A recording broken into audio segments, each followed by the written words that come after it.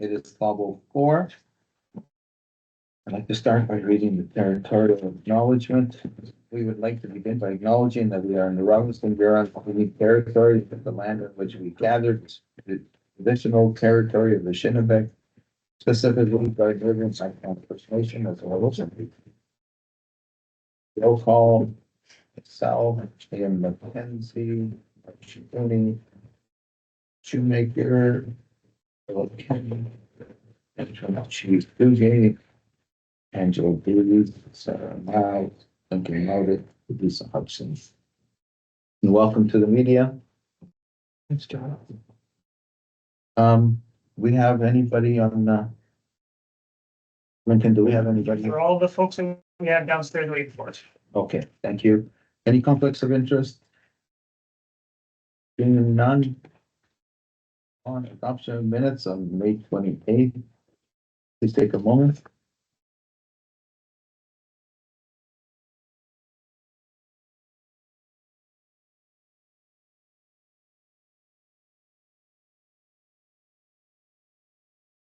I have a mover.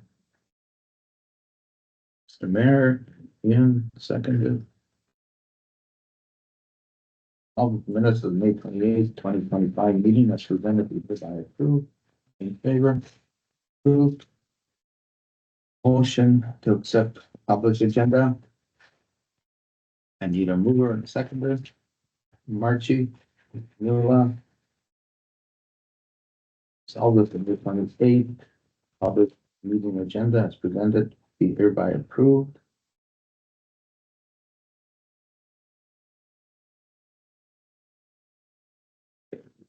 All in favor?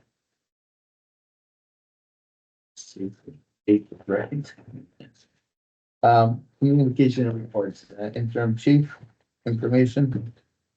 Thank you. Start off with the financial reports. I'll do the board account first. There was a increase of $50,433, $50,433.07. That came a transfer from the auction account, resulting in a total of $164,048.38. Excuse my eyes. There's also a small amount of interest occurred there. Any questions? I think Andrew can answer if there's any questions to that. I'll move forward. Yes, sir. How often do we do the auctions? It depends on how much we have, Oh, I see.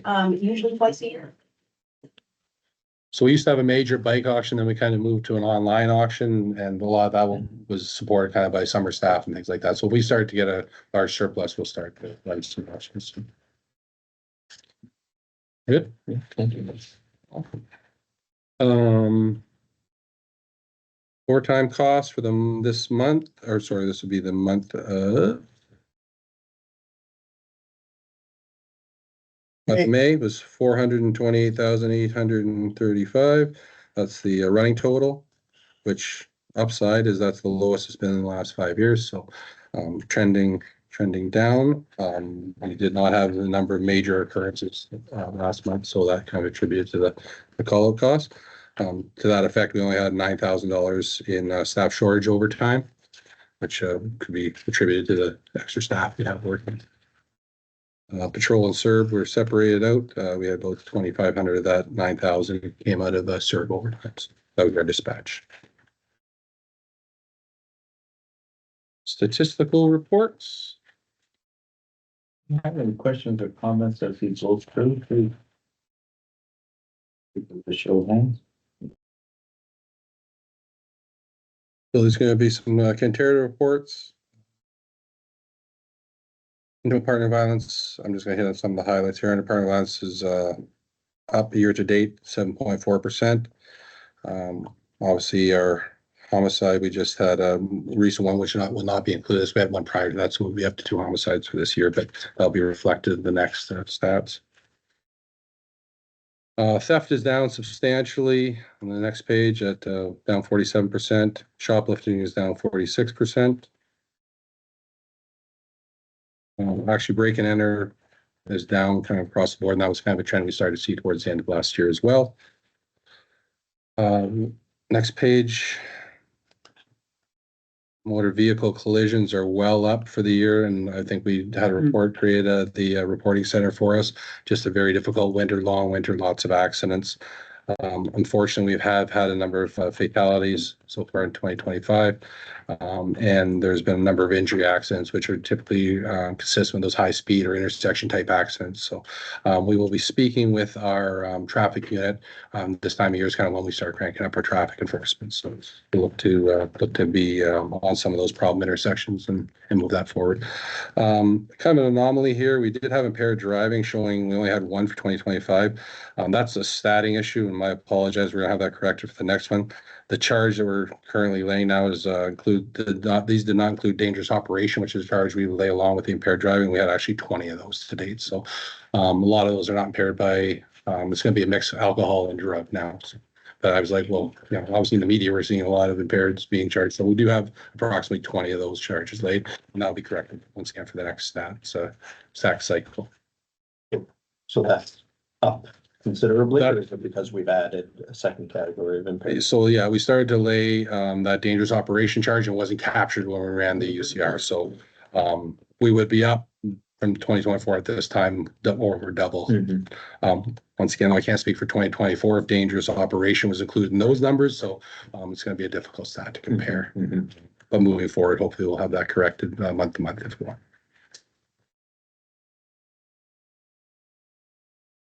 And the rest are monthly stats, which I don't typically get into unless somebody has a question about one specifically. Yes, sir? Yeah, I've noticed there's some really good reports there. I think there is anyway, and decrease in elements of crime. The only one, it's two elements. The intimate partner violence seems to have increased. And is that because there's more awareness out there and we're now reaching people that maybe traditionally wouldn't have bothered calling in and reporting intimate partner violence? And the other element was fraud. Seems that fraud is really jumping 25, anywhere from 25 to 35%. So fraud is a trend that has been growing, I think, across the nation. It is certainly an opportunity for individuals to, through the telephone system, reach out to a number of victims all at the same time.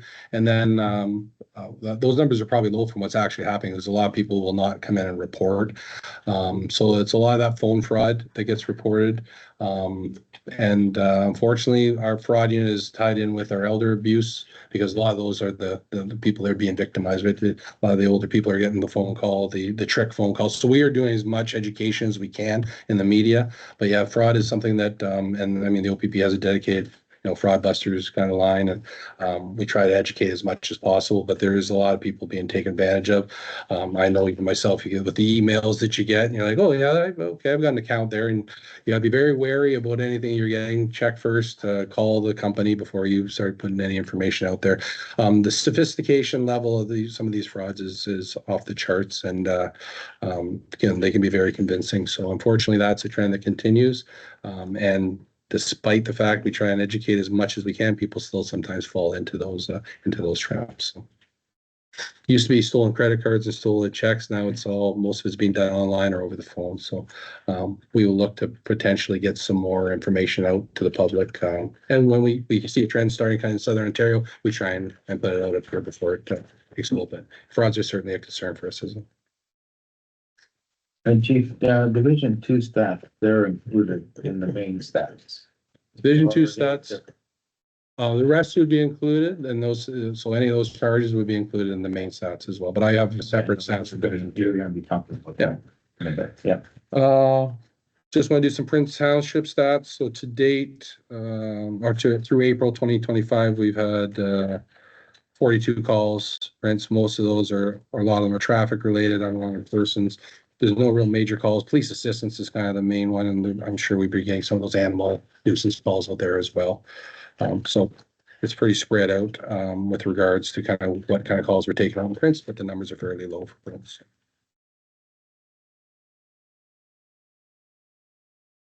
Move to kind of the Division 2 stats. Once again, remember we had a kind of a soft opening in April and then during Police Week in May, so it's a pretty small time frame. We made 35 arrests. Majority of that would have been off of warrants. There have been a few drug charges laid out of that as well. 79 tickets have been laid. Those would be PONs, trespass, liquor infractions potentially. I don't have a breakdown for the actual numbers. 11 bylaw tickets.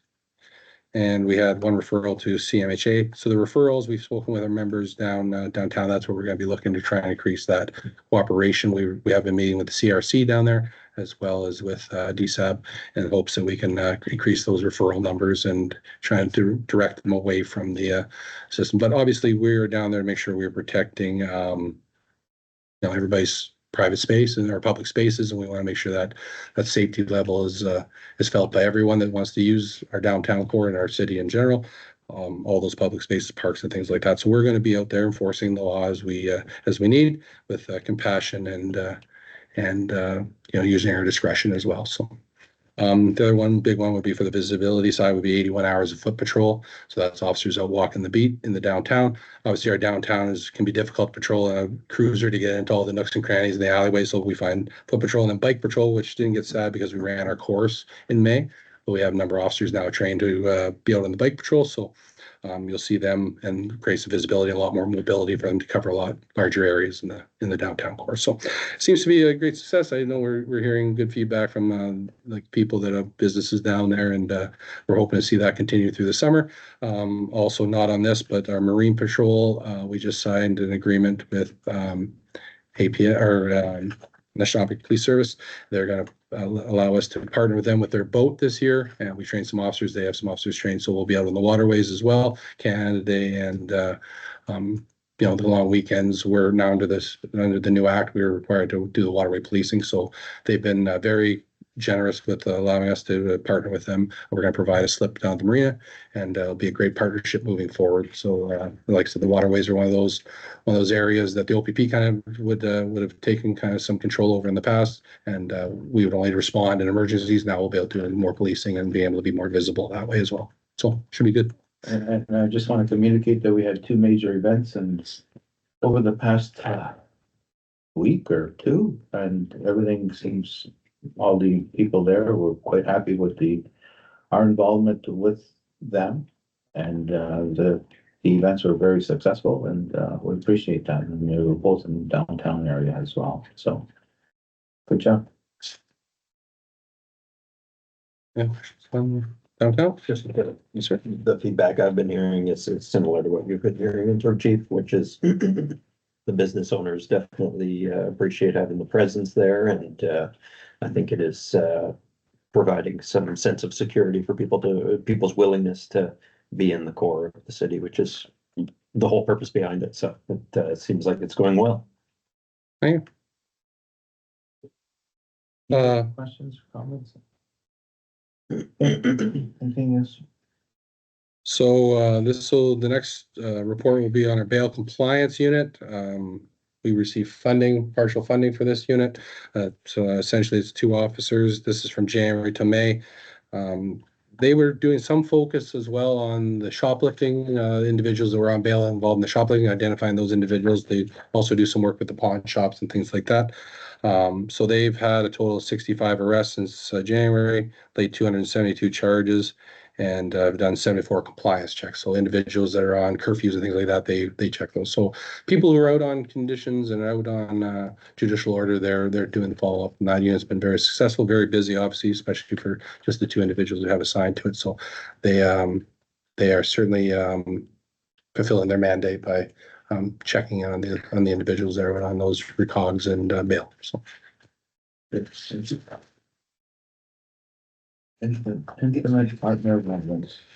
So intimate partner violence, again, follow-ups. So we've done 1,068 since March 2024. 43 new calls for service have been created. 9 individuals have been discharged. The charges aren't, we're not seeing that growth of charges, which indicates to me that the officers are doing a very good job at their initial, on their initial calls. So the 168 would be the callbacks for the individual where no charges were laid. So it's those ones where the officer left, there's no grounds for charge. We follow up to give an opportunity, potentially, if somebody wants to disclose something further or didn't feel comfortable at the time and has rethought it. I think that it, as Mr. McKenzie spoke to, that education about the importance of coming forward and speaking out has gotten out there. So I'm happy to see the program is going going well. I'm happy to see the numbers are low. And I think moving forward, we'll continue to try and evolve this. I think we have some meetings with Women in Crisis. We can try and improve this program as well. So. Use of force reports? Use of force numbers for the month of April, we had 9 incidents, 12 reports. Once again, if a tactical team goes out and there's an incident, their entire team only has to do 1 report. Individual officers have to do their own reports. So that's why you kind of see that discrepancy between incidents and reports. Numbers are fairly consistent. We're kind of in the middle of the road over the last number of months. So year to date, we're up, which would probably speak to some of those violent calls and those major occurrences we've had in the first half of this year. So we're +8 for the year from the year before. Next page is BCW is like kind of on average for what we're seeing over the beginning part of the year, which would be our taser. Yeah.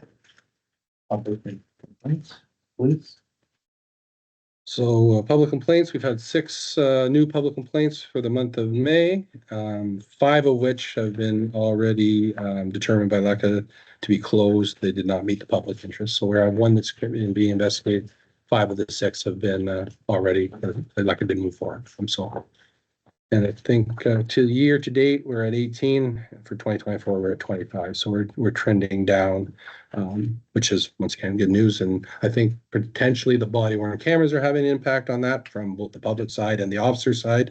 I know we've had a few people begin to want to lodge a complaint, and then when they're advised that the interaction's all on camera, it's like, thank you, have a nice day.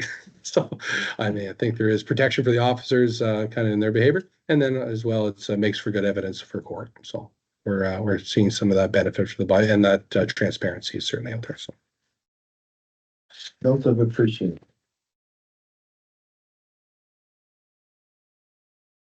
So we had 3 notes of appreciation, 1 for Constable Grigg, 1 for Constable Campbell, and 1 for Constable Davies, all with their interactions with the public. I won't read them unless you'd like me to do so, but it's nice to see that people are reaching out to our organization and advising us what a good job our officers doing on the day-to-day. So Good.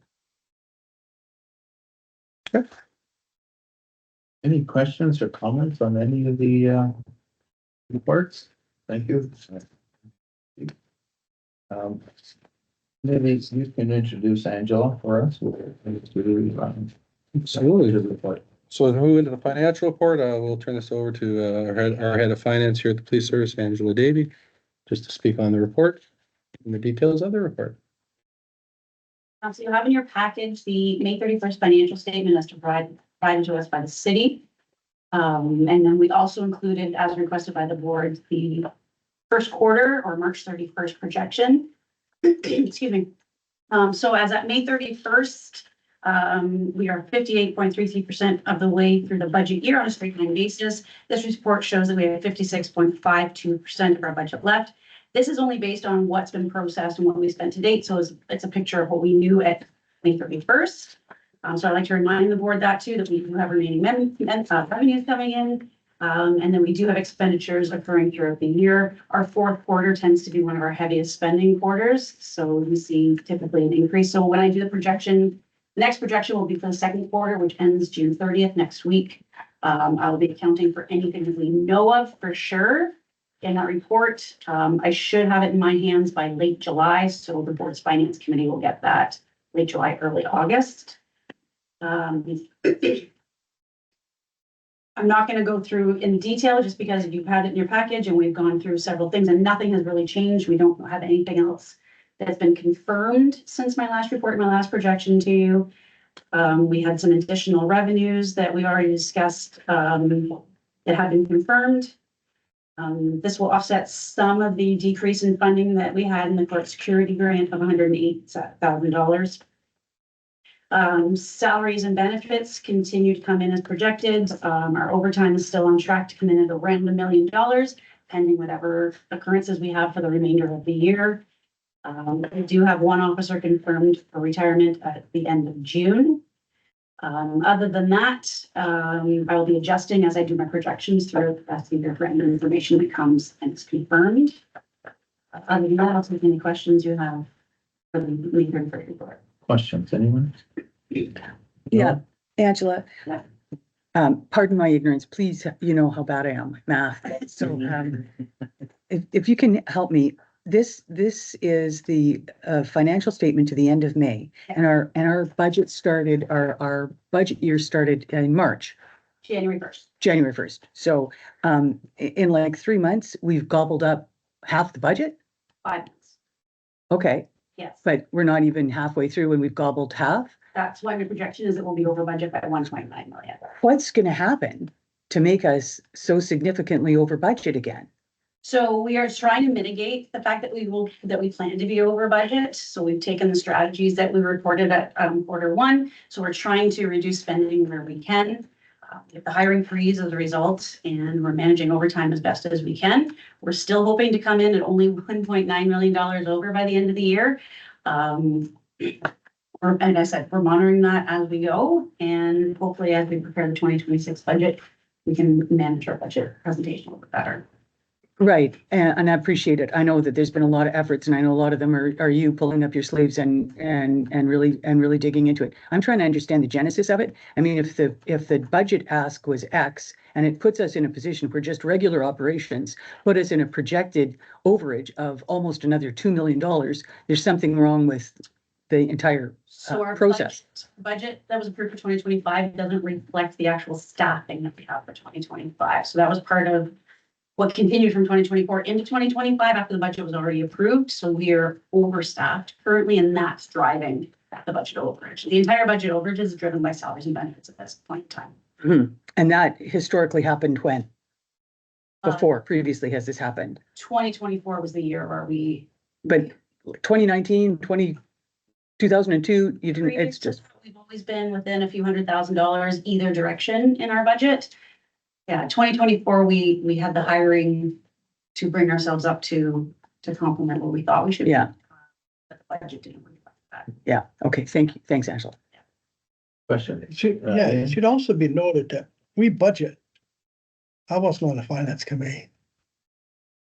We budget $200,000 for overtime, and our overtime for the last 5 years has been over $1 million. So right there's $800,000, knowing when we're going in, that if everything stays according to Hoyle, and the fact that we hired, in order to protect ourselves, we hired so many officers last year, and those that indicated they might retire didn't retire. 10 guys. Yeah, that's over $1 million, and they're still here. I shouldn't say 10 guys, 10 people. Okay. No. Any other questions? Yeah. Aren't you? Angela, you said the 1.9 million. It could be lower also.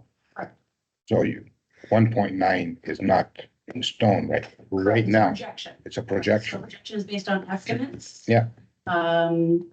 If we get more retirements this year, that will improve. If we're able to reduce spending like we expected to, that will Yeah. improve. If we're able to get a few more sorts of revenues, again, that will improve. It just depends on how the rest of the year shapes up. Yeah. We don't wanna make promises we can't keep at this point. Basically, yeah. Mr. Mayor? Just to follow up to that, is the $1.9 million projection a worst case scenario, or is that really where you think it'll be and it could be Based on higher? the information I had at the time, that would be worst case scenario. Yeah, so you'll have a better picture. We're just ending the second quarter. We'll have a better picture partway through the summer when we look at those numbers. Yeah, we started this year when we began to try and look at where we could reduce at 2.2 2.2. or 2.3. We got down to 1.9 just by making cuts and travel and hiring freeze and some of those things. So we are certainly looking to try and look at every avenue to reduce the budget where we can without affecting adequate and effective placements. And it was, if I recall correctly, it was March before there was really a clear understanding that there was such a big problem. Right. So we were already 2.5 months through the year, 3 months through the year, for this fiscal before we were able to start taking corrective actions. Any other questions? I just have a question, Angela. We're at 58% left. Are there, and it might not be a fair question with regard to Is there any big items that you are aware of that will come in the fourth quarter? So we have some significant revenues that we're still waiting to come in. We have 2 funding applications that have been sent to the ministry that we're waiting for approval on. So those are pending. And then we do have some expenditures we anticipate in the fall. That's typically when we buy ammunition, clothing and equipment is in the fall. It's just our cycle. So as that comes up, we'll have to make sure we manage that appropriately this year. But nothing in the $300,000 to $400,000 range or, and again, that's not a fair question with regard Not to. that I'm aware of at this point in time. The only thing that has come up, and maybe Interim Chief DA can speak to that, is the a result of the CSPA requirement to have set headsets, I believe, for. That would, yeah, so there's some training requirements now for de-escalation training that may require virtual reality headsets to be purchased. And, but we'll be looking at that for probably the next, training cycle. We're looking, maybe we can do a co-op with other services, reaching out to Sioux College because they have some similar type of equipment. We may be able to leverage a relationship there again. So unfortunately, it's that type of equipment is expensive, and but we're not expecting to. If we're going to have to go and buy that, we're hoping to either partner with somebody else or another agency, or look to budget for it for the next cycle. So, Any other questions or comments? Thank you, Angela. Appreciate the update. Part-time costing comparison. Interim Chief. Angela Davey? Oh, Angela did. Nice. Okay. So just for the board and for new members, information, our court time is when officers are expected to attend court appearances off duty. There's a provision in the collective agreement that they get paid for that. There's a certain formula for it. So we capture that information. That is tracked and banked, and it runs from October 1st to September 30th every year. So it's an off-cycle fiscal, and it gets paid out once a year in November. So what you're seeing right now is the 6 out of 12-month report for the period ending March 31st. We have a budget of $72,000 for our court to get paid out this off-duty appearances. Again, we've spent $51,000. So similar to 2024, we under budgeted for it to come in with a reasonable budget, and we're seeing trends now where we're exceeding that budgeted amount. I anticipate, and that'll be part of my projection when I do that, it will probably be about $60,000 over our budget again in court time, similar to what we were in 2024. It all depends too on cases, how many cases there are, how many officers are off duty, how many officers are needed, how many days are needed. So there's a lot of variables. So that's my best guess at this point in time, but it seems to be tracking similar to what we had in 2020. So to speak to that, we have a civilian member who takes all the officers' vacation that gets put in at the beginning of the year. We submit that to the Crown's office. I think, we've had a long-standing relationship. We sit with the Crown when they're booking court dates, and we try and go through the officers' schedules. Often there's 5, 6, 7 officers required. We do our best, working with the Crown, ultimately to say these weeks would be the best weeks for us. Fortunately, defense lawyers also have a say, the judge also has a say, and the Crown also has a say. So there is a process where we try and keep this number as low as possible. Often now, where we maybe used to only bring 1 investigating officer or 2 investigating officers, the defense is asking for all the officers to be brought in. So body worn camera, hopefully maybe we'll see it have an effect on that as well. The officers maybe aren't required as much because the body worns tell the tale for us. I mean, there's always going to be officers required to come to court and give evidence. We don't have a lot of control over this, short of we present this officer's on vacation on this week. And if the Crown and the defense and the judge could say, well, that's the week the trial's happening, then that officer is required to come into court for that week and gets paid accordingly for that. So. Question. Why the off calendar year payment cycle for this? I honestly can't explain why. It's in the collective agreement. So that was negotiated more than 25 years ago, pre-me being here. I have no idea why. Seems chaotic. But It is a little bit chaotic. The collective agreement says it has to be paid out by the end of November. I expected at the time it was negotiated, so the officers got a nice pay before Christmas.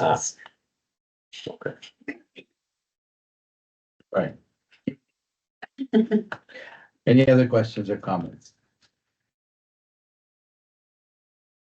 Okay, next one is the staffing deployment and secondary activities report.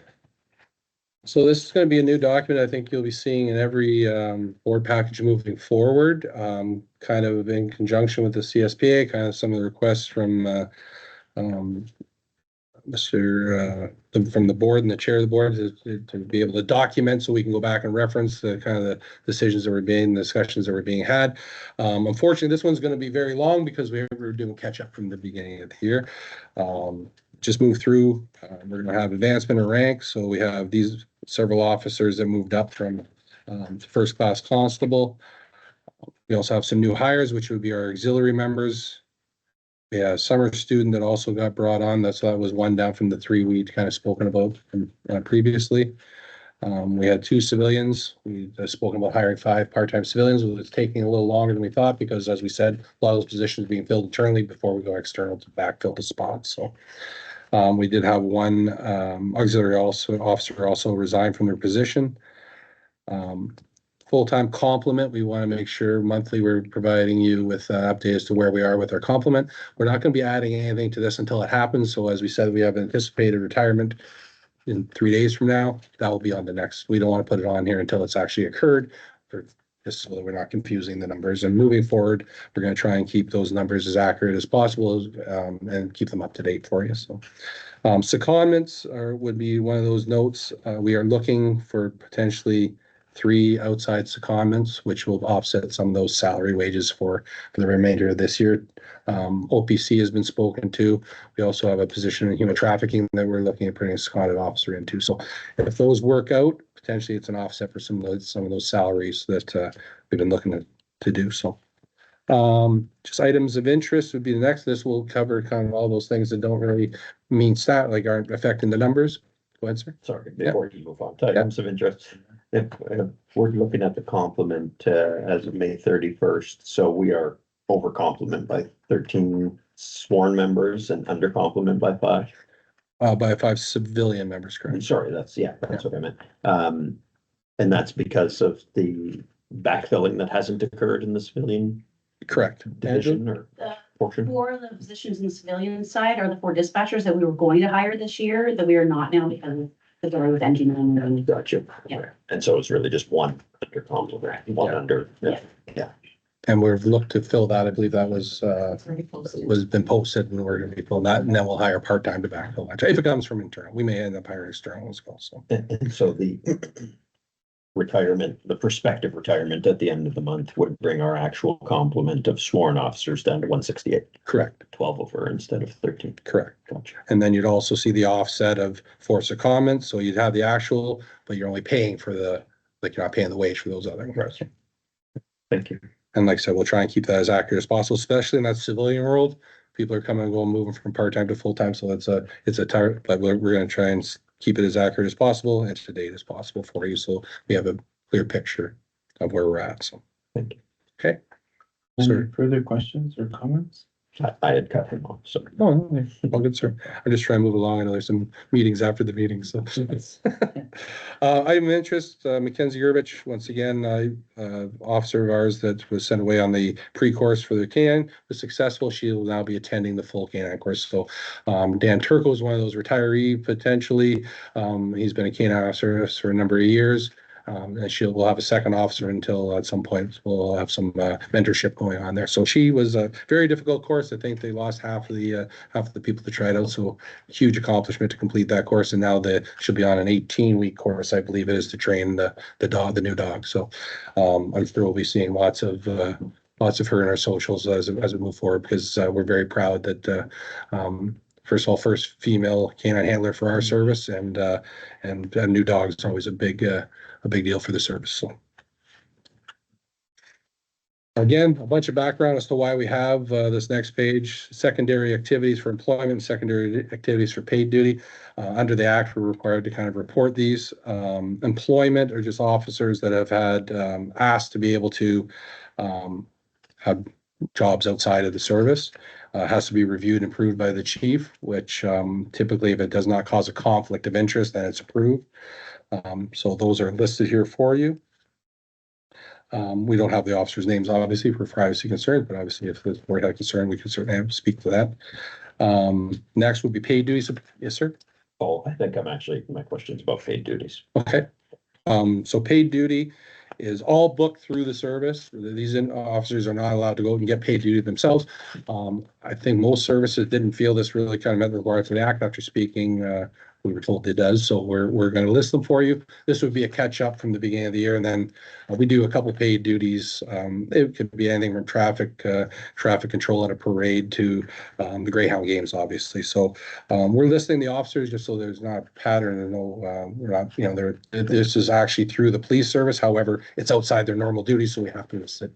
So you'll be kept apprised. I As a just board. have a question there in terms, Chief, does it affect their schedule? So they cannot take a paid duty if they're scheduled to work. So it has to be on their time off. We send out, so the way the process works is a paid duty becomes available. I call and say, I need 2 officers for my parade downtown. I will send that to the service. It goes to, we have a civilian that manages paid duty for us. They send out a information text message. Used to be phone calling people, or we had a written list, but now we send a text out. Anybody that is interested, text back. And then that system determines who's had the least number of hours. So we're creating fair duty hours for everybody. So there's no one officer. If only one person applies for it, then they get it. It doesn't matter. But if 5 people apply for the officer with the lowest number of paid duty hours would then move to the top of that list. So it's a system that the officer really has very little control other than saying, yes, please put me on the paid duty list. And if they're on the paid duty list, then they would automatically receive that. They're not interested. If they're working and they know they can't work it, they just hit delete. So you cannot do this while you're scheduled. We do not give you time off to go do a paid duty. So you have to be on your duty. Now, if you're on vacation, you're certainly eligible. Thank you. Mr. Mayor? The payment for paid duty is paid through the police service, but we get a reimbursement in a different line item. Full reimbursement for if we provide a cruiser, there's a different pay scale. If it's just an officer standing, like a Greyhound, for example, there's no cruiser required, so there's a different pay scale, but we pay it so they get their money in a timely fashion, and then we get fully reimbursed.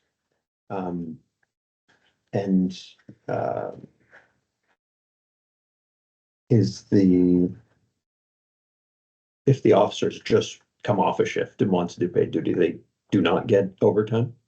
There's no overtime, no. So if I work till 7 o'clock in the afternoon, there's a paid duty start at 10, that would not be overtime. Right? Paid duty is separate. I think it's only at the constable rate. So if a sergeant works a paid duty, they get paid at the constable rate. Yep. Thank you. Any other questions there? Thank you, Linda. Well, again, that list is long today, Staffing, which shouldn't be moving forward. staffing development and secondary activities, and you're a mover and seconder. Archie moves, and Mr. Mayor, seconded by Mr. Mayor, resolved that the Sault Ste. Marie Police Services Board, in accordance with section 37(1)B of the Community Safety and Policing Act, hereby receive notice of the resignation, retirements, and hires as presented in the May staffing deployment and secondary activities. All in favor? Okay. Ridership. New ridership. Interim chief, you want to start with that, and then I will fill in. Certainly, sir. So we have a company that would like to start a new rideshare company. They provide a business plan. Their desire is to be licensed to do so, and it's being presented to the board for approval of that license moving forward. The application appears to be filled out and appropriate. It was presented to me by my staff, and it's just at this point, it's the decision whether to accept or deny the application. Okay, and basically, we don't have very much choice in this matter. If the new ride share company meets the criteria and requirements as set out by the city, there is nothing in the bylaws that allows the board to restrict the new company from proceeding. So on that basis, we don't have any choice other than to approve the new rideshare program, taxi. Questions or comments?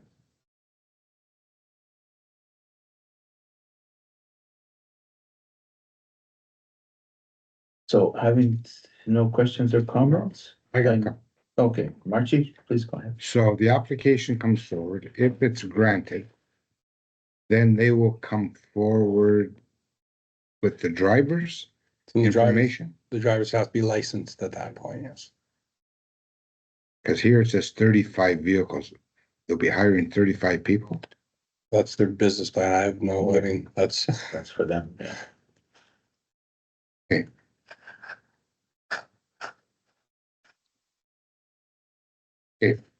Right, thanks. Any other questions or comments? So having no further comments, I need a mover and a seconder, and moved by Mr. Mayor and seconded by Marchie. Resolved that the board approve one Technology Inc. as a rideshare business class B, provided that all the required documents and insurance is submitted, and any other documents that may also be required by city legal in accordance with bylaw 2011-161 Schedule B. All in favor?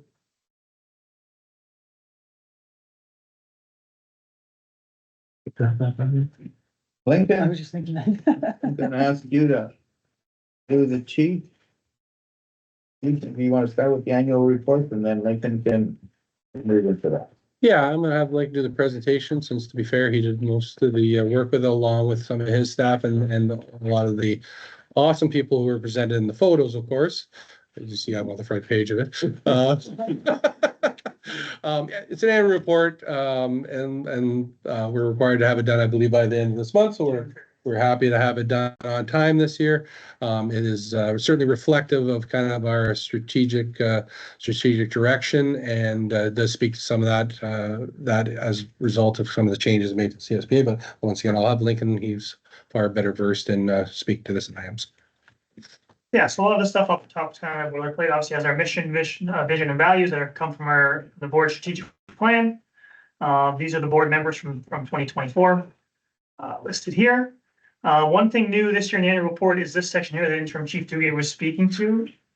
These are sort of the main pillars of our strategic plan. The one here you're seeing is dynamic partnerships for community safety. We've tried to highlight some of the ways in which we've tried to meet the strategic plan, or sort of the board strategic plan. So that's again, just showcasing some of the work that our members have done throughout the year to meet some of the parameters that have been set forward by the Police Services Board in the strategic plan that was set out in 2024 through 2027. From there, it's really just a highlight of the year that was, some of the events that occurred through the year. The auxiliary unit that was sworn in January, training partnership with the APS as we help train some of their members. So really just trying to capture the year of 2024 sort of in a 50-page nutshell, so that we're being transparent with the community and highlighting again some of the things that we did throughout the year. So at the end of the report, it does have our year-end statistical information. We do have a few pages that capture things more efficiently. We like to call it our fast facts page. Here shortly here, but these are just some of the things that we wanted to feature in the annual report. Obviously, a breakdown of some of our crime statistics and what is captured and why they're listed there. There we go. There's our fast facts page. But like the interim chief said, this would be the first time since I've been here that we actually have it ready in time for the deadline. So we're very proud to have that ready to go by June 30th, pending the board's approval. But yeah, I'm not sure if you had the opportunity to peruse it in the last few days since it was sent to you, but we're proud of how it looks. It's a nice, clean, professional look, highlighting some of the work that we've done, showcasing photos of our members. Yeah, if there's any questions or concerns or thoughts, I'm hearing them. Lincoln, I have to leave, so I thank you very much for all of the work. Yep. Good job, and been important for some time as well. And we appreciate all of the hard work. Mr. Mayor? Yeah, just, I was just quickly skimming the act there. It requires this to be posted on the website, sent to the municipality. All those things are done or will be done in the next 3 As days. soon as you go, yep, we'll publish on the website, and if we need to forward to the municipality, we'll make sure that we do so in an email. As well to Prince Township, because obviously they're in our part of our jurisdiction. I'm just That's really good, Lincoln. I think it's really visually appealing and that's dry material. And you punched it out. It looks really good. Thank you very much. Thank you. So it is the board's report, so my assumption would be you're satisfied with the report as a whole, and we can move that forward. We didn't want to certainly do that until we had an opportunity to speak to everybody. I think we're fairly proud of the product. It certainly looks professional. It certainly speaks to the work we're doing within this community over the last year. And like I said, I'm happy to, if you're happy with it, we're happy to make sure it goes public, gets out to the city. Mr. Vice Chair. Oh, Go it's ahead. just, I thought we were voting on being happy. It's more just for information. Okay. Yeah, I wondered just though for the formality of it, Mr. Vice Chair, if we should receive it as information with a motion. Go ahead. If we could, I would move to receive the annual report as information. I'll second. All those in favor and accepting? Next order of business, new business. Do we have a delegation downstairs that wants to come up and talk to us at all?